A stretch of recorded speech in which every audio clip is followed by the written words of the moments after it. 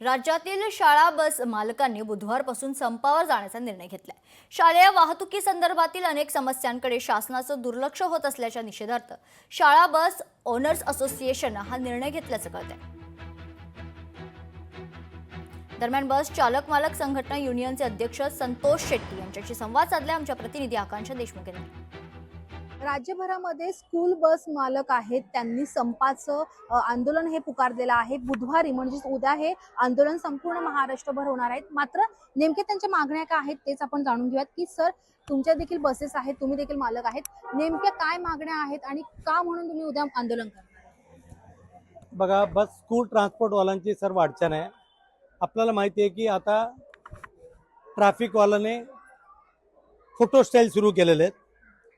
School सुटल्यानंतर कुठे ना कुठे गाडी उभारावं लागतात, दुसरा ट्रिप असतात त्यांना। पार्किंगची सुविधा भारत देशामध्ये कुठे केलेला नाही आहे। आम्ही नियमाप्रमाणे गाडी चालवतो, गाडीमध्ये किती सीट आहे इतक्याच मुलं, जे 5-10 मुलं मागे पुढे होतात किंवा इतकंच सीट असतो गाडीमध्ये। पूर्ण पॅरेंट्स पासून सर्व म्हणजे जे आरटीओ नॉर्म्स आहे, सरकारचं नॉर्म्स आहे त्याप्रमाणे आपण गाडी चालवतो, लेकिन आपल्याला कुठलीही सुविधा नाही आहे। आणि मोठा प्रॉब्लेम म्हणजे पार्किंगचे प्रॉब्लेम आहे।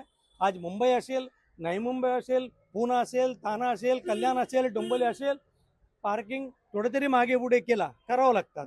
करताना फोटो काढून फाईन मारतात। हे कुठेतरी थांबलं पाहिजे। कुठेतरी बसचा संप जर केला तर मुलांचं नुकसान होईल। नाही, मुलाचं नुकसान नाही होणार, 1-2 दिवसमध्ये मुलाचं नुकसान होत नाही। आता आमची दर दिवस नुकसान होतात, त्याची भरपाई कोण भरून देणार? पुढे उभारलं तर 2000-3000 फाईन मारतात। सर्वकडे प्रॉब्लेम आहे, पार्किंगची प्रॉब्लेम आहे। पार्किंगची सुविधा कुठल्याही सरकार असलं तर 2 व्हीलर गाडीचे पार्किंगची सुविधा करतात, बाकी 4 व्हीलरची कारची पार्किंगची सुविधा करतात। बाकी मोठं ज्या गाडी आहे, जे पब्लिक सर्व्हिस आहे, त्याला कुठले न्याय सरकार देत नाही।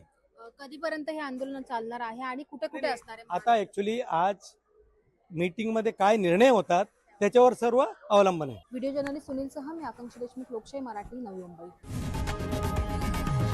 लोकशाही मराठी ऐका, पहा, जागरूक रहा।